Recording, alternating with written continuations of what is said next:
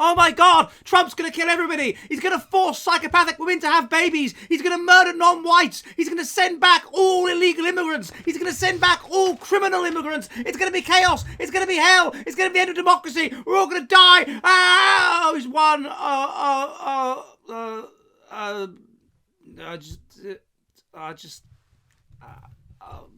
It'll be all right. I'll just sort of be passive-aggressive on Twitter for a few years. Hello, and welcome to this edition of the Jolly Heretic. Now, today I'd like to talk about something which I think we all may have noticed, which is that we were being told before the presidential election by the left in America that Trump was going to destroy democracy, that Trump was going to take away everyone's human rights, that Trump was going to be a dictator, that Trump was going to plunge us into war, that Trump was going to murder his political opponents and God knows what. That being the case, you would think that the left would rise up in armed revolution to overthrow this man, and yet they haven't. Why not? Because surely it would make sense if they did. I mean, it's the only thing they should do, considering the kind of things they were saying before the election. I want to look at why, and that's what I'm going to do in today's video. But before I do that, could you do me a favour? Don't be a meanie like the Democrats. Be a good egg and subscribe.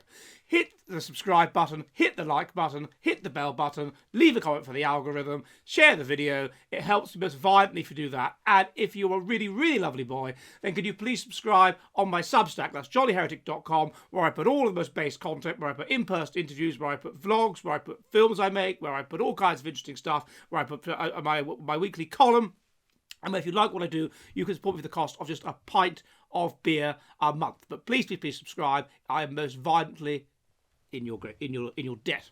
Okay, now, what's going on here? Well, the first reason, I think, is just that left-wing people are hollow, left-wing people are individualist, left-wing people are obsessed with power, but left-wing people are high in neuroticism, left-wing people are frightened, left-wing people fear a fair fight, they're mentally unstable. So what are they going to do? They're going, of course, it's almost become a cliche, they're going to virtue signal.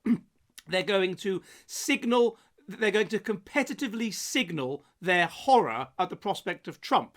And in doing so, they are competitively signalling just how left-wing they are, just how committed to the cause they are, just how one of the woke group they are, just how morally superior they are. And in doing so, of course, they are reassuring themselves when they have low self-esteem and low self-worth. They are reassuring themselves of their own importance. They're reassuring themselves they're perfect. Studies have indicated, you can look in my book, Woke Eugenics, for the various studies, that left people are high in narcissism. They crave praise. They crave being looked up to. They crave feeling important. They crave feeling perfect. All of this is going to militate in favour of them competitively signalling Trump derangement syndrome until you get to the point at which they are saying that Trump's going to kill everybody and there's going to be a war, he's a dictator, he's going to end democracy.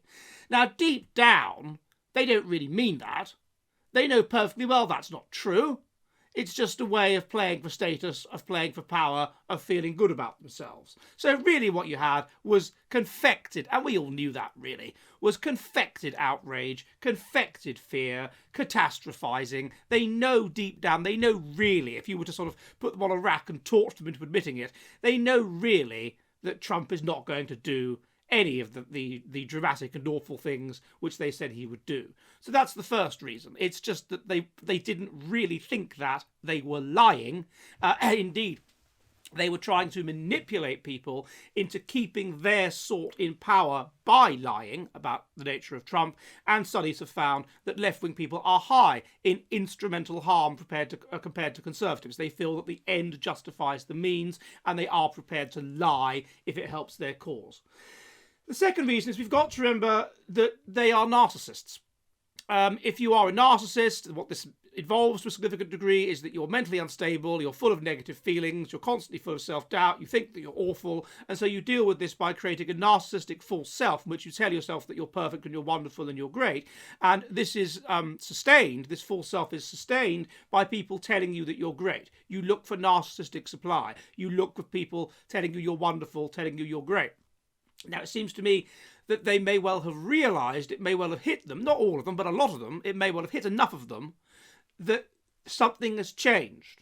that wokeness has gone too far, that people are reacting against it, that the election of Trump and the collapse of the campaign for the useless Kamala Harris demonstrated that. They are beginning to realise, you don't, increasingly perhaps, you don't get narcissistic supply by being woke. It's less clear. Maybe even you get narcissistic supply by being super anti-woke. And so you can see this kind of coming away, this falling away, this gradual realisation on the part of those who are really only in it for the narcissistic supply, that maybe it's not a good idea to be woke. There are those that are in being far left for things other than narcissism, because they bubble with resentment, they resent everything that they associate with power, and they associate anything to do with tradition and therefore conservatism with power. There's people like that, they just hate power with a bubbling resentment you can't believe, so they'll always be left-wing.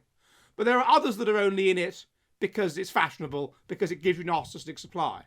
And so the Trump triumphing, in a context in which they had perhaps convinced themselves that he definitely wouldn't, is enough of a kick in the teeth, enough of a shock to the system, to make them think, actually, maybe this isn't where I get narcissistic supply from, maybe I should gradually change my mind.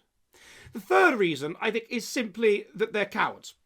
People who are on the left compared to people on the right are higher in neuroticism. They are higher in negative feelings, on average in all negative feelings, because they intercorrelate. But particularly it's been found in anxiety. They are higher in anxiety. And that's why they play for status via virtue signalling, because they fear a fair fight. So they play for status covertly, like a girl would do, via virtue signalling, because they fear a fair fight. They lack confidence. And they should do, because on average, people that are left-wing compared to people that are right-wing, of course, they're less fit. they're mutated genetically. On average, they're weak. And this is one of the reasons why they're full of resentment, why they hate the world, why they despise everything around them, because they feel that the world has given them a terrible hand, because they tend to be physically short, they tend to be physically weak, they tend to be mentally unstable, so that they're not going to win a fair fight.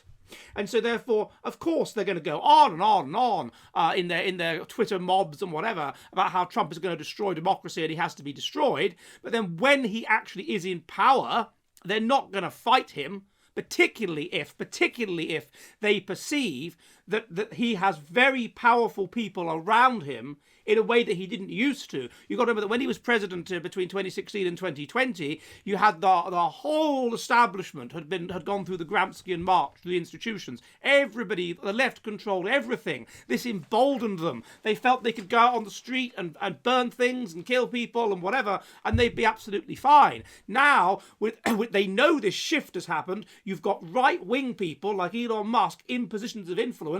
The general view is changing. There is a backlash against woke, and so these people are mentally unstable, they are cowards, and therefore they dare not go onto the streets in a way that was previously the case. The next issue, I think, is simply that they're exhausted. They're depressed. They have lost, and they have not only that, they have noticed that not only have they lost the election, but they are noticing they are losing power more generally. They have lost Twitter, the public space, which is extremely important and extraordinarily demoralizing for them. It has sucker punched them psychologically. It has left them depressed. It is something they can't quite believe, that they can't comprehend this is happening. This shouldn't be happening. A bad thing is happening. They can't deal with it. And the reaction of fast life history strategists, of people like that, of people that live fast and die young, and therefore food is all around them on the trees and whatever, that's the ecology they're evolved to, they can afford to just be depressed and just go off and be on their own in a cave and sulk. And I think that's what they've kind of done. They're depressed. They've got a way to lick their wounds. They're down. They're depressed. They've got to kind of regroup. This is a shocking, awful thing that's happened, and they need to be able to cope with it by just switching off and just lying in bed and not doing anything. And related to that, then, is simply the process of being in denial, which is that this is so awful that they can't quite believe this has happened. They don't believe it's happened. They hold out hope that something will rescue us from this. They hold out hope that this is all a bad dream. They're telling themselves maybe this hasn't happened, and so they're in denial. And so it might superficially not make sense. There has been no massive uprising in America against Trump, but I think for the reasons I have laid out, it does make sense. And let us hope to the God and the baby Jesus that it continues. I hope this is a bit of interest, and I will see you soon, and goodbye. Are you ready for the future of the West?